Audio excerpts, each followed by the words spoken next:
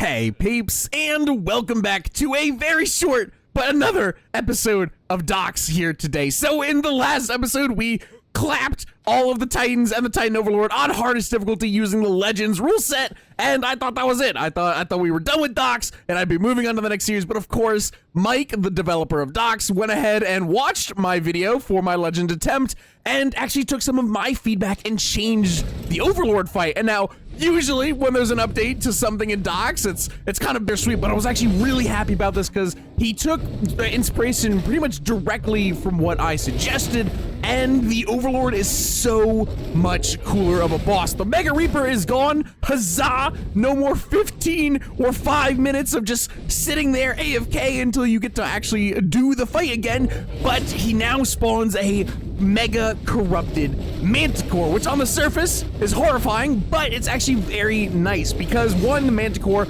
is much more fun to fight, and I'm much better at fighting a Manticore than I am a Reaper. And Mike also graciously removed the Mega Manticore's homing attack, so if you're able to avoid the direct projectiles, it should be relatively okay. And I know in the last episode and the quote-unquote final episode where we fought the Overlord for the first time, we had a lot of trouble with the Corrupted Mega Reaper being unkillable, and luckily for me, I did have 3 attempts at defeating this boss, and not a single one was the Mega Manticore unkillable. So I don't know if I either got lucky or he's taken steps to ensure that that can't happen, but just in case it does, the Titan Overlord now also spawns Corrupted Bat Overlords, and each bat that you kill for a total of 6 weakens the Mega Corrupt Manticore. So there's a failsafe are already built in, which I think is awesome. It's much more engaging, it's much more intense, and it's so much more fun. Now, before he even does that, the Overlord has 2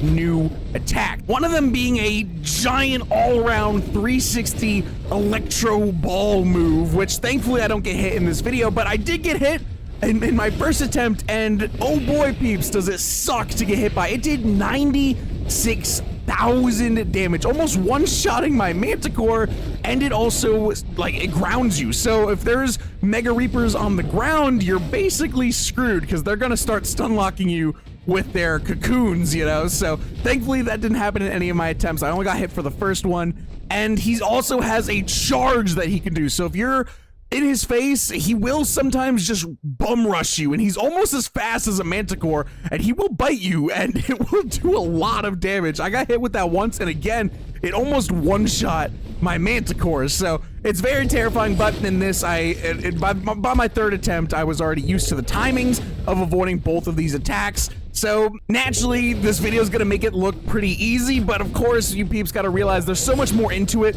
on the player's side that you don't get to see when you're just watching a video. There's I'm keeping mind of the timing of when I have my attack opportunities, especially when the Wyverns come. I have to keep in mind the Wyverns, the vortexes, when he's gonna do the AoE, if he's gonna rush me. And I think this is an absolute 10 out of 10 change. The Overlord actually feels threatening as a final boss now, and he's basically addressed all my concerns. So naturally I wanted to fight it, and I also had to defend my honor, you know, because I just beat it and had the whole claim to fame. So obviously I have to beat the new and improved version, right? So thank you all so much for watching. Maybe this is the last episode of Docs. I've been saying that for 3 episodes now, so who knows at this point. But regardless, I hope you all enjoy, and keep an eye out for our brand new series coming up very shortly.